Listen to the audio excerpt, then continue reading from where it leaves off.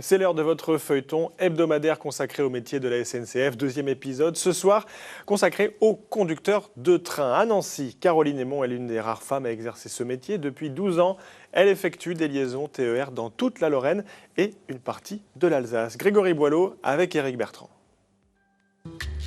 Comme des milliers de voyageurs, Caroline Aymon se rend chaque jour en gare de Nancy. Elle aussi va monter à bord d'un train, mais en tant que conductrice. Salut Steph. Salut Caroline, Ça va? Auparavant, elle doit préparer ses trajets dans le local de service. Elle va observer le parcours des différents TER qu'elle va conduire dans la journée. Il faut savoir que chaque journée est différente. On ne fait pas tous les jours les mêmes trains, on ne fait pas tous les jours les mêmes horaires. Et donc on prépare notre mission donc en vérifiant les vitesses, en vérifiant les trains qu'on va faire, les arrêts et les éventuelles difficultés qu'on peut retrouver. Voilà. Caroline va commencer sa journée par un aller-retour entre Nancy et Épinal. Sa première étape, prendre possession de son train qui arrive en gare. Elle va assurer la relève avec l'un de ses collègues. Dis-moi. Alors tout est bon sauf j'ai un grande porte qui dépasse là-haut, Ouais, sur la porte 2. d'accord. J'ai signalé, mais autrement tout est bon. Et à On l'aller, prend la température en fait. Voilà, c'est toujours bien et rassurant. Et puis comme ça, si nous on a par exemple un indice que le collègue n'avait pas eu ou quoi, on est déjà quand même un petit peu à la page. On peut savoir ce qu'il faut faire quoi. Un peu. Voilà. Direction la cabine du train, où elle va effectuer de nombreux réglages et les dernières vérifications avant de prendre les commandes. On vérifie donc les fermetures de porte une fois que tout le monde est monté et descendu. Et puis à l'approche du départ, on essaye de faire de l'heure H00 ce qu'on appelle. Donc on part normalement à 26,00. Voilà. Partir à l'heure et respecter les consignes de sécurité. À son poste de conductrice, Caroline doit observer la signalétique présent le long des voies. Être constamment concentrée et vigilante, les yeux rivés sur le compteur de vitesse.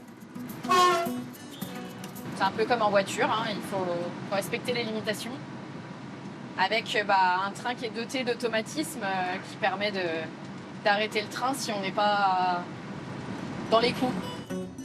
Elle doit aussi appuyer régulièrement sur cette pédale, un système de veille qui permet de s'assurer que le conducteur est présent et conscient.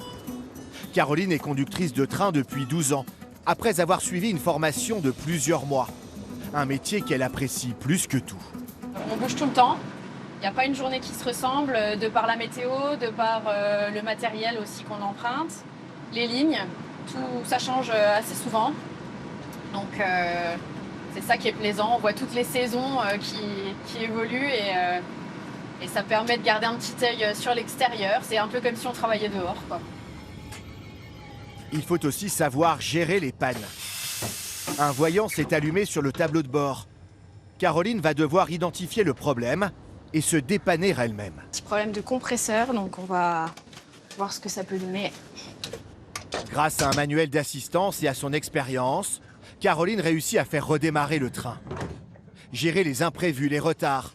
La jeune femme de 38 ans s'est affrontée toutes les situations d'urgence pour le confort de ses passagers. bonjour monsieur.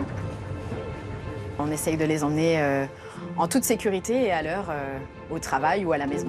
Le stress, alors on apprend à le gérer, hein, mais c'est vrai qu'on apprend surtout comme je vous le disais, à les emmener en toute sécurité à destination. Donc en réalité, il faut que toutes les conditions soient là pour pouvoir assurer leur confort et aussi leur acheminement en fait. La journée de Caroline s'achèvera après plusieurs trajets TER en Lorraine. La SNCF rassemble 14 000 conducteurs de train. Seulement 4% sont des femmes.